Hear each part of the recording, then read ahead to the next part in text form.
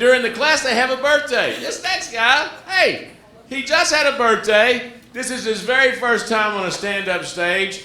Ladies and gentlemen, he's 89 years old. Big round of applause for Peter Gibbions!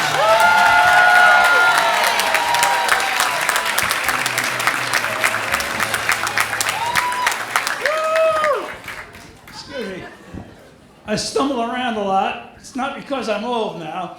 It's because I fell down a couple of times and I'm temporarily handicapped. So this is just a prop for today. Anyway, one nice thing about this is that I get to meet an awful lot of doctors here. And I have to tell you, the doctors in Sarasota are really nice. They're all excellent. Well, they know a good customer when they see one. but they're all really good people anyhow. They're under a lot of stress. Don't have much time to talk to folks when they're in the office because the nurses are pushing them in and pushing them out very quickly. Right. So the time you want to talk to a doctor, you got to catch him off duty, meet him in the mall or someplace like that. And that's when they really open up. Yeah. And they've got stories to tell. One doctor I go to, my ophthalmologist, he joined the Peace Corps when he was younger and traveled quite a bit in Africa. He tells me a lot of tales about it. And he went off on a safari.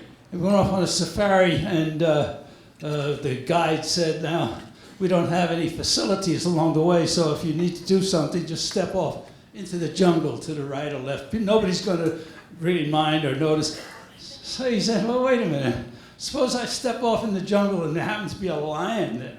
What do I do then? He said, don't worry about it.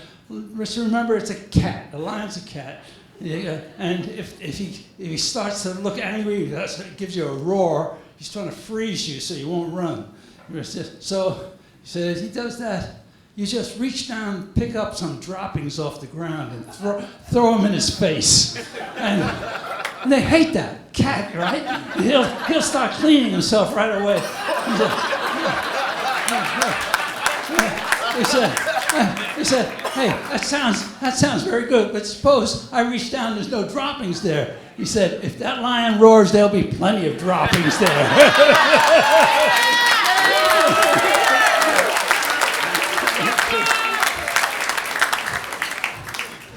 Another time a doctor told me about, he was traveling in some place like Egypt, and he wanted to rent a camel to go sightseeing. So I went to the camel shop, all right, and the driver, the camel driver, they call them, all right. I guess they don't have steering wheels, but that's what they call them, all right. So anyhow, he said, make sure you keep him full of water, or else he's going to run. If he goes dry, you won't be very energetic. You'll be coming back pretty late.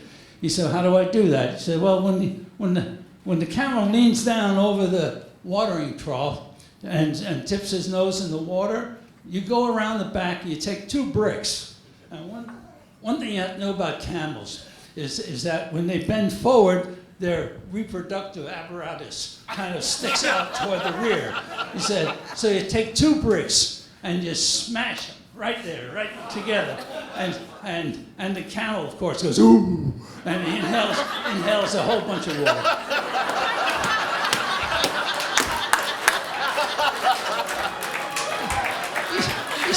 He says, that has to hurt terribly. That must hurt. I said, no, it doesn't hurt at all. You keep your thumbs on the outside of the bricks.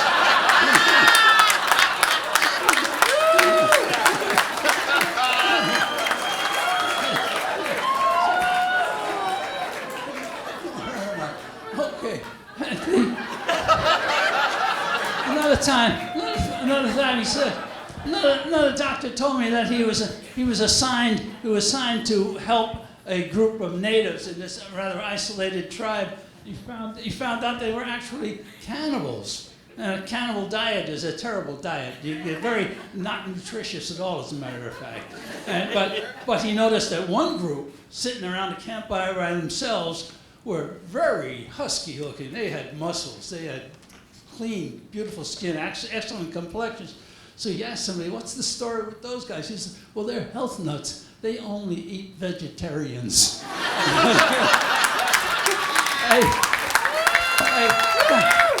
Thank you very much for listening to me. You see,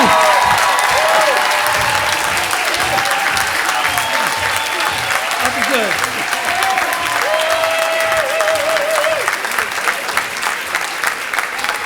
Folks, 89 years old, Peter Gibbions.